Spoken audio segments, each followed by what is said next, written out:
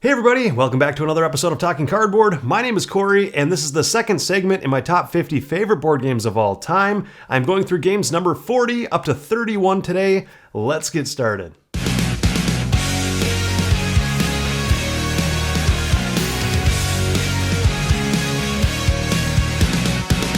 Okay, and like I said, today's list are games number 40 up to 31, rising higher and higher up the list, getting very excited to talk about these games. And I did want to mention in today's list that I did steal a great idea from another content creator that I enjoy watching on YouTube. His name is Joel Eddy, and he does drive-through reviews. I've been watching his videos for many years. He does a fantastic job explaining through lists of games and reviews, and just does a great job, and is one of the people that I look up to when I first started this channel. So one of the ideas that I realized he was doing in his most recent top X videos, top 100, top 50, top 10 videos, is that he is not only giving the game for that particular number on the list, but he's giving an alternative game that's not on his list that you might enjoy that has similar flavors to that game. So for example, when he's doing his top 50 games of all time, he'll give his number 50 favorite game of all time, but then he'll give another game in that top 50 slot that is kind of sort of similar to that game, but that just did not make his list. So I think that will provide some really unique context to the list, some other alternative options that if you don't like game A, you might like game B, and it'll just add some more flavor and variety to the list as a whole. I really liked that idea, so I'm going to steal it and do it for the rest of these segments up to my game number 1. So I am going to steal that idea and use it for the rest of the segments of my top 50 list. Just so you're aware, that's what I'm doing, and that's where I got it from. So let's get into the first game.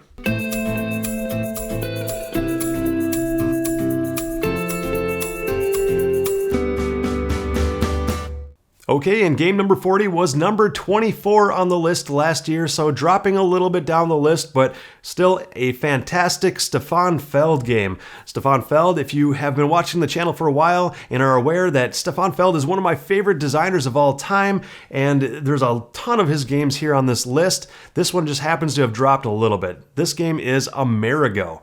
Amerigo, like I said, a fantastic Stefan Feld game. If you know the designer Stefan Feld, you know that he likes to throw a lot of different things into the ring when designing a game. He has a lot of games that are point salad games, considered point salad, which means every little thing you do, you get points for. But having said that, it is very rewarding getting points for everything you're doing. So that gives me a sense of satisfaction every time I'm doing something, I'm getting points for it. Really appreciate that. Amerigo is no different. In Amerigo, you are dropping cubes in a cube tower, and based on the color of cubes that pop out the bottom, that'll tell you what actions you can do on your turn, and then the other players around the table have to use the same cubes during their action to decide what actions they want to do with those cubes as well. The really unique thing with this design is that when the cubes pop out the bottom, the highest number of one color of cube will tell you how many action points you get to use for your turn, and then the different colors that popped out, depending on what colors popped out the bottom, those are the color of different actions you can do. So the colors will tell you what different options you've got for actions, and the highest number of any one color will tell you how many of those actions you can choose to do. So a little bit confusing, but it really makes sense after the first couple turns.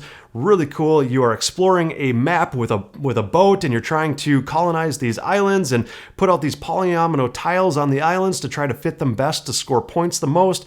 You're trying to cover up these different resource tiles to get them onto your board to score them later in the game based on the amount of these different resources you're getting. And there's just a ton going on with a lot of different spatial elements in the game, all with that central mechanism of dropping the cubes down the tower. So I really appreciate everything that this game does, and it hasn't gotten old yet, and I've had this game in my collection for many years. The alternative game that I chose for this spot is the Isle of Cats. The Isle of Cats, it's a little bit of a stretch here with this one, I know, but it has some elements that you see present in Amerigo. So I think if you like Amerigo, you might like the Isle of Cats as well. And the Isle of Cats, where it differs is that you're drafting cards to your hand, and based on the different types of cards that you draft, those will tell you what actions you can do.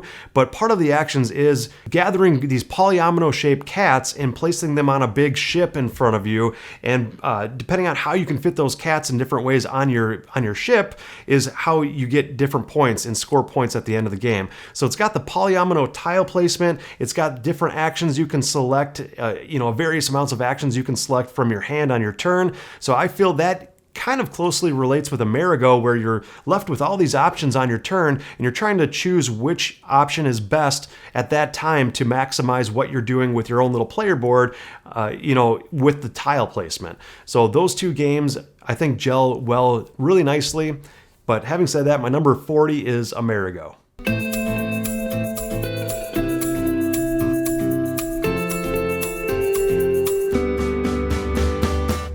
Okay, and my number 39 game was number 28 last year, so dropping a little bit here as well. This game is The Crew Mission Deep Sea. And I chose Mission Deep Sea specifically. The Crew Quest for Planet 9 was the first one, but I enjoy Mission Deep Sea a little bit better because it gives you a little bit more variability with the different missions that you're going after. In The Crew Mission Deep Sea, it is a cooperative trick-taking game. You don't really see cooperative and trick-taking being combined in the same game very often, but that is what this game does, and it does it really, really well. You have a hand of cards, and like in classic trick-taking fashion, you are trying to take these tricks, but each person, before the round starts, is given a random mission card that you are selecting out of the middle of the table to be your mission for that entire round of play. Each person has their own mission that they need to do, like collect so many, or win so many tricks of a certain color, or these different little missions. And if all people can complete their missions together before all the cards run out of their hands, then they win the game. But even if one person fails their mission throughout that round, then everybody loses the game. So it's really cool how the cooperative and the trick-taking mesh together. I can see this game being appealing to people who don't like trick-taking, because the cooperative nature of it really makes it fun. You're really crunching your ideas together collectively around the table to try to beat these missions together. So it provides a little bit different of a feel. And the alternative game I chose for this slot is Niet. Niet, another trick-taking game, but it is competitive, not cooperative. But what I appreciate in Niet, which is kind of similar to the Crew Mission Deep Sea, is that before the round starts in Niet, you are bidding over these different point values that are associated with winning the tricks, and you're bidding over who's going to be on your team before the beginning of the round, and these different variabilities with just the classic trick-taking game. So Niet has some really cool flavor thrown into it that is different than any other trick-taking, along with the Crew Mission Deep Sea, it being cooperative, but some other unique aspects thrown into it as well. So I think both of those gel really nicely together. And if you're looking for either a cooperative game, trick-taking, or a competitive, I think you can find some enjoyment out of either one of these options depending on what you're looking for. So that's my number 39 spot, the Crew Mission Deep Sea.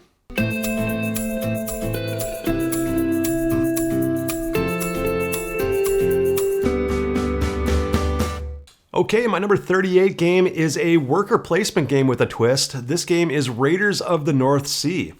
In Raiders of the North Sea, it's really cool. You are sending out Vikings into this village to collect resources and cards and different things that are going on, but essentially you are trying to band together your crew of Vikings and enough resources to take with them on a voyage to go out and try to pillage the lands and to take over these different spots further on throughout the board. It's a big, big vertical board that you are going out and exploring and trying to take over these different lands. And the really unique thing with this game is the worker placement element has a twist to it. It's not just place a worker, take what you need from that spot and take it off, but in this game you are placing a worker to take an action, and then you have to pull a different worker off the board from a different location to then take that action. So on your turn you get two actions, one of which you're placing, the other one you're taking a different worker off the board.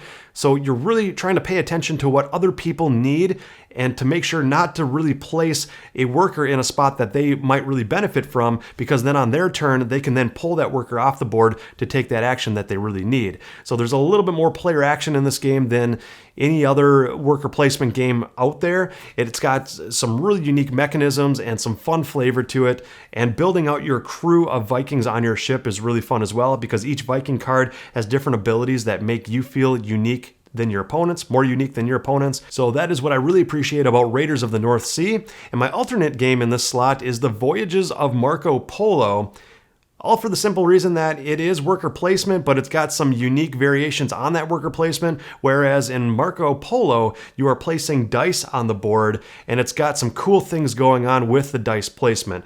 It's a very, very tight game, very difficult. You're placing dice in these different areas to try to voyage across the map and try to get as far as you can along the voyages of Marco Polo. You've got some asymmetric player powers that really make your ability feel broken from everybody else, but everybody's got a really powerful ability that you feel is broken as well. So that unique, powerful abilities in Marco Polo makes it kind of feel like a unique crew in Raiders of the North Sea. So I like how those two elements tie together. And then all in the while, you are doing some really cool things with the dice placement, depending on the value of dice that you're placing on the board, which is similar to the unique worker placement style in Raiders of the North Sea, where you're putting a worker down and pulling another worker to take multiple actions. So I feel these games really tie together very well. If you like one, I think you'll like the other. And if you haven't heard of one or the other, I would give both of them a try because they're both fantastic.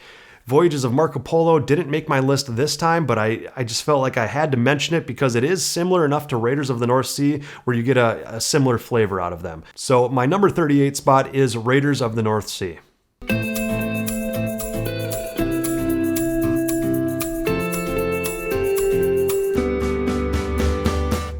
Okay, my number 37 game on the list is an Alexander Pfister game, another one of my all-time favorite designers of all time. I really enjoy many Alexander Pfister games, and this one I believe is the first mention of one of his games on this list, and this game is Blackout Hong Kong.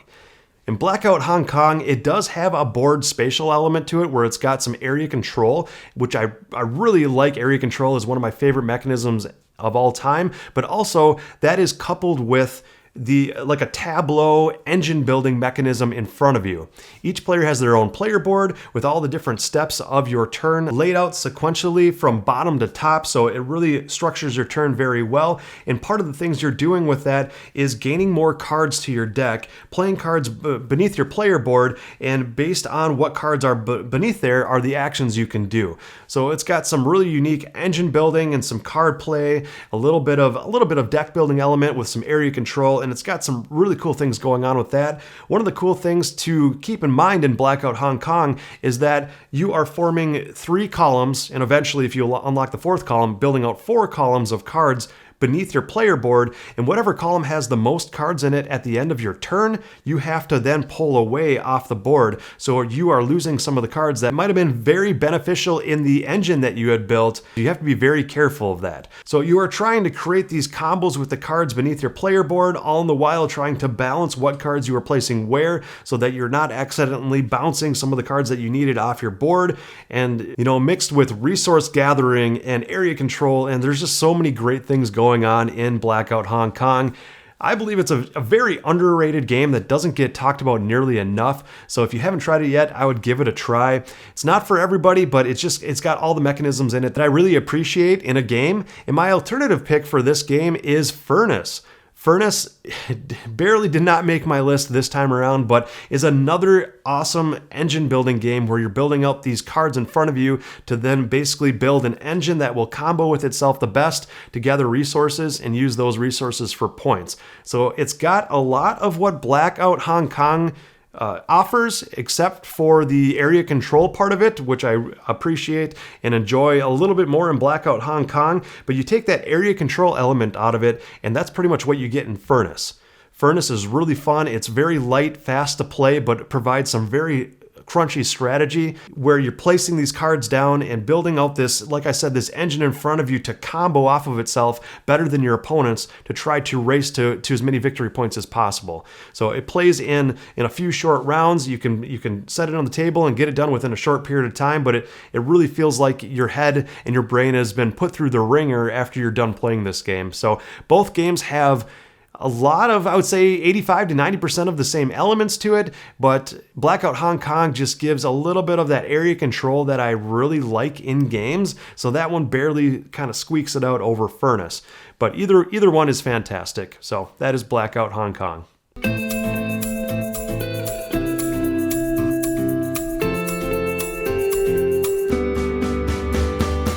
All right, and my number 36 game was number 20 last year. It is a 2-player only game, back and forth, 1v1 style game, and this game is Raptor.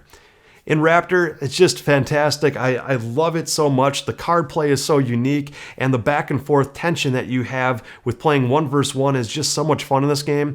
One player takes on the role of the scientist, and another player takes on a role of a mother raptor and all of her baby raptors, and each person has their own goals. The win conditions in this game are the scientists are trying to capture enough raptors to do some scientific research on them before they all die. The raptors are trying to kill off the scientists and or escape their baby raptors off the board before the scientists can capture enough of the raptors to do their work on them. The back and forth push and pull to this game is really unique, really fun. The card play is awesome as well. You get a small hand of cards. It's an entire deck of cards, but you're only drawing out, I believe, 3 cards. And what you do with those cards is very cool. Each player chooses 1 card to play, you play it face down, and you reveal them simultaneously. And the cards are numbered 1 through 9, so based on the number of the card, it'll tell you what you can do on that turn.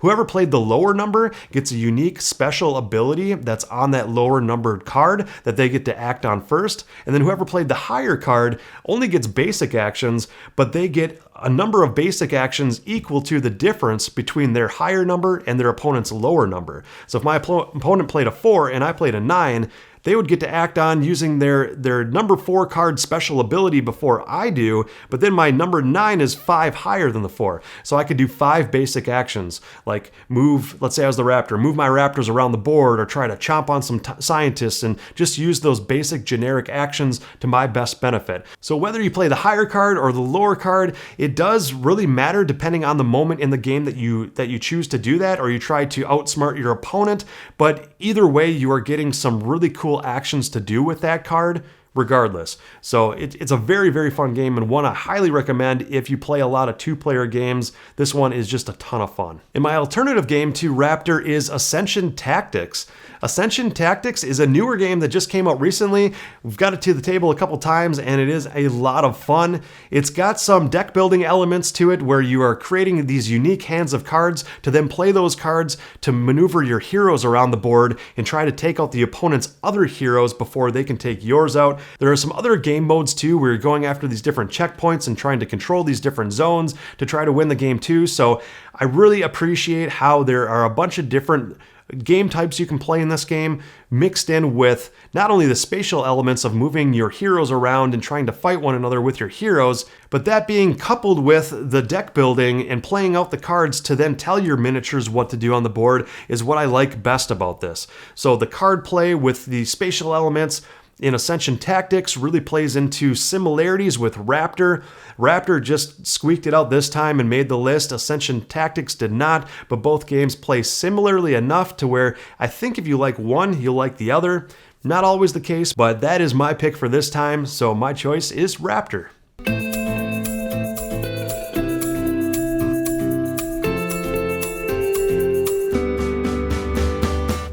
Okay, and my number 35 game was number 19 last year, and this game is 5 Tribes. 5 Tribes is getting a little bit older now. It is definitely an older game, but one that holds up very, very well still to today's standards. And I really like everything that this game has to offer. In 5 Tribes, it utilizes the Mancala mechanism really, really smartly. You've got random tiles placed out to formulate a board, and then you seed each tile with 3 random colored meeples out of a bag. And based on the color of meeples that you pick and drop off 1 tile at a time orthogonally throughout the map, depending on what color meeple you end your turn with, that'll tell you what different actions you can do. There are some yellow meeples and white meeples that if you end your turn last placement placing either a yellow or a white, it'll gain you victory points. And you can also use, I believe, the white ones to then purchase some gen cards that'll give you special abilities. There are red meeples that if you finish on a tile with a red meeple, those are the assassins. So you can use those to shoot other meeples across the map. And if you clear a tile completely of meeples, you get to take control of that tile for yourself to have endgame victory points that way. I like deciding how many meeples I am picking up to drop off, because that'll tell you how far you are going with those meeples before you're allowed to place the last one. Everything has to be orthogonal, so you kind of have to math that out before you do it, but also you need the color of meeple that you're looking for in that pile of meeples to then do the action you want to at the end of placement. So all that married together is very, very cool. A fantastic game. Like I said, one that holds up very well. I haven't played it with any of the expansions that have come out over the years, but I have been meaning to try those. I think it'll add, some flavor and some added flavor and just some more goodness to the game. But even the base game itself is just fantastic. The alternative to 5 Tribes is Role Player. In Role Player, I think you'll like Role Player if you like 5 Tribes, because you are trying to math out what these different colored dice are going to do for you when you place them on your board. And also, depending on where you place the dice on your player board, that'll tell you not only what actions you get, but also how many victory points you'll score at the end of the game. So I think Role Player has some similarities to 5 Tribes in that it's got the spatial element to it. It's got the different colored dice that you're placing, whereas in 5 Tribes you have different meeples that'll give you different actions. So I think these two games are similar enough to where I think if you like one, you'll like the other. So that's why I chose Role Player as the alternative game. Give it a try, a lot of fun. The expansions for Role Player are great as well. But this time around on my list, 5 Tribes is what made it.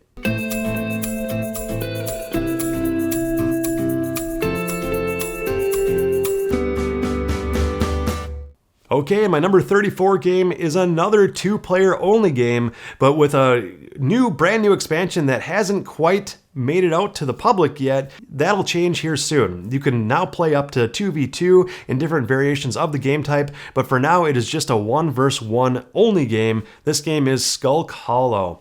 Skulk Hollow, just fantastic. One player takes on the role of the Fox and Heroes. The other player takes on the role of this giant behemoth character that you are stomping around the board and trying to move around and take down all the Fox and Heroes before they can jump on top of the behemoth character and chop off all their limbs. And each giant character has an asymmetric win condition that really adds a lot of variability to the game, whereas the Fox and Heroes are trying to recruit different Fox onto the board and run around the map as fast as possible and jump on the giant at the right time so that they don't kick you off and kill too many of your Fox and Heroes. So I really like the asymmetric win condition in this game. I like everything that's going on. It's very thematic. There is a main player board, map board in the center of the table that you are physically playing on, but also there's another board off to the side that is a picture of whatever giant character is being played. And it's got these different locations on that sideboard, which is really cool.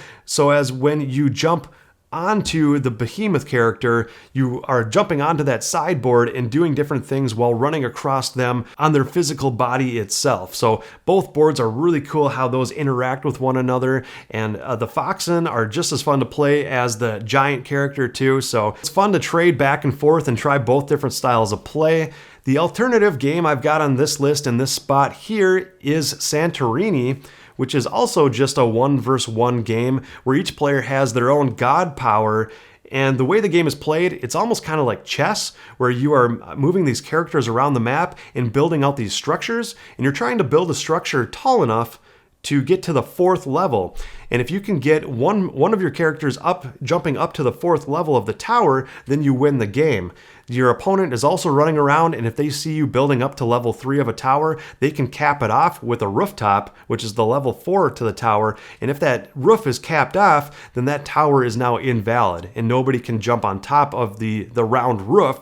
You only can win by jumping onto the 3rd level of each tower. So what really makes Santorini unique is that each player has their own god power that is a very strong, powerful power that is completely different than your opponent. So you're trying to maximize what your power can do better than what your opponent's power can do for them, all in the while taking these simple actions, building out these Santorini buildings and trying to jump up to the 3rd level on just one of the buildings to win. So that is what I really like about Santorini. Didn't make the list this time, but is a fantastic game that I wish I got to the table more often. But in this place for the list this time, Skulk Hollow is what made it.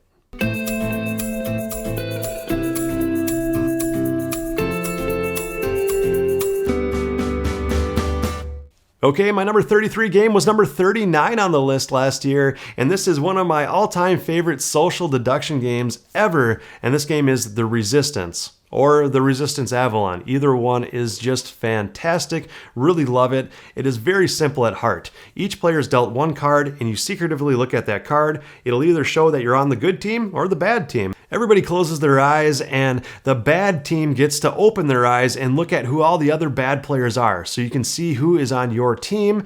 And then they close their eyes again, and then everybody collectively opens their eyes. So the good players don't know who the other good players are or who all the other bad players are, but the bad team knows who all of their teammates are, and it's just pure social deduction. You're trying to send the correct people out on the missions because all it takes is one bad person on a mission to fail the entire mission, and if the bad team can fail 3 out of the 5 missions, they win. But if as a group you're on the good team, if you can choose the right people to go on the missions, like I said, without knowing who anybody is, then if you win 3 out of the 5 missions, then you win as the good team. So in the Resistance Avalon, it adds a Merlin and an assassin aspect to it, where it adds a little bit more complexity with that. So I would start with the Resistance before the Resistance Avalon, but once you've played the Resistance enough, I think the Avalon adds some cool twists and turns to it that is unique from just the regular base Resistance. So that's definitely one of my all-time favorite social deduction games ever, and highly, highly recommend it. It can add some tension and some, with the wrong group, it could add some discouragement or some frustration. So it does take kind of the right group, but if you find the right group of players, then the Resistance is just fantastic. The alternative game on this spot on the list is Hanabi. Hanabi, the reason why I chose this with the Resistance is that it's got some hidden information, but the difference is in Hanabi, you're working together as a team. It's fully cooperative. What makes Hanabi unique is that you're trying to build out this display of fireworks in front of you, and you have a hand of cards, but the hand of cards is flipped backwards. So only your teammates can see what cards are in your hand, and you can see what all of your teammates' cards are. And based on that information, you can give minor clues to them at what is in their hand in certain locations of it, and they can kind of mix around their hand or put cards in certain locations to try to remember what you had said. You can tell them the color of firework or the value of the firework, but you can't tell them both. So they are trying to best guess the information based on the clues that you're giving them, and they're doing the same with you. And then you are playing cards face up as an action to try to build out a fireworks display in the correct order. And if you get it in the wrong order, you get a fuse token. And if you get 3 fuse tokens, the fireworks display blows up and completely goes wrong, and everybody loses, and that's a bad thing. So Hanabi, the reason why I paired it with the Resistance is it's got that hidden information and kind of that anxiety and tension that both games provide, but one is the cooperative experience, whereas the Resistance is a competitive kind of team play experience. So depending on what you're looking for, both games will provide similar flavors. But in today's spot on the list, the Resistance is the game that made it.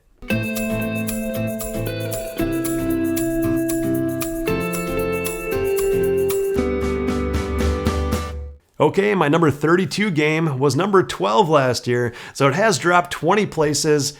It's because we haven't really gotten to the table for a little while now, but it's still one of my all-time favorite skirmish games ever. One of my all-time favorite miniatures skirmish games with different goals on the board and different back and forth things. You can play this 1v1 or you can play it with different teams of people, so there's a couple different game types. This game is God tier.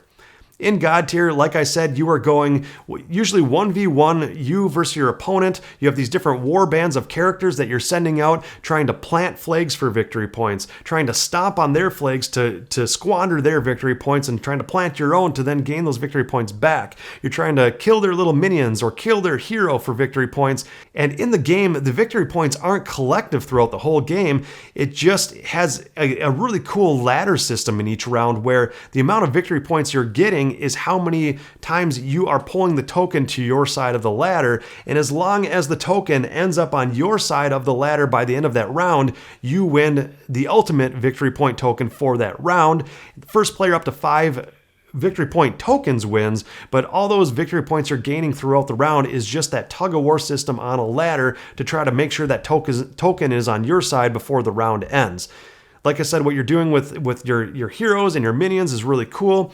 Each hero and minion has unique special abilities that they can do on their turn. You have a plot phase and you have a combat phase. On the plot phase side of the card, there are unique things you can do with the different figures. And then after you've done their plot phase and maneuvered them around, you flip the card over to their combat side, and that'll have unique special abilities just for that combat phase. So everything feels unique and asymmetric and completely different, and you can find what warbands work well with other warbands together and formulate your own special team. And just everything you're doing with that is so much fun. Not only building out your team of warbands, but also playing the game.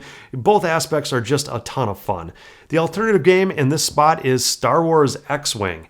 Star Wars X-Wing didn't make the list, like I said with all these alternative games, but it's still a fabulous game and one that I still enjoy playing. In Star Wars X-Wing, it has a similar feel to God Tier because you are building out a unique force of spaceships in the Star Wars universe and pitting them against each other.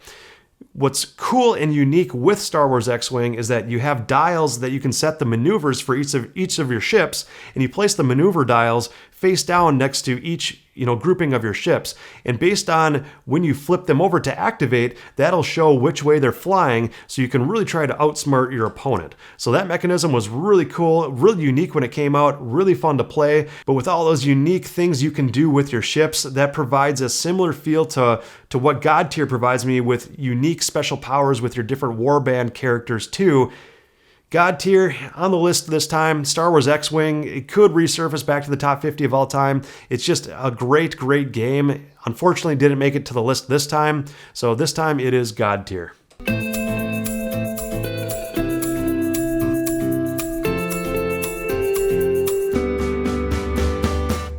Okay, my number 31 game is holding strong, pretty much in the same spot. It was number 33 last year, just eking up a couple spots to 31. This game is Coal Baron. Coal Baron, another oldie but goodie. It's a great game, one that I wish was talked about more. I think it actually is getting a refreshed reprint here soon, so more people will be able to hear about it now because it has been quite many years before the game, or since the game has last been released and was completely out of print for many years.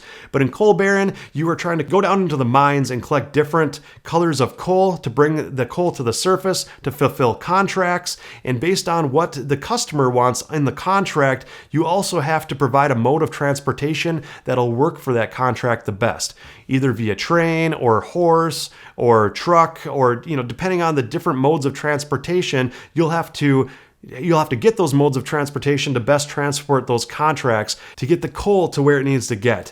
In this game, it's just a simple worker placement game. You've got a main board that you're sending workers out to do different actions. Some of them is activating your elevator to go down in the coal mines. Some of the other actions is gathering contracts and different things.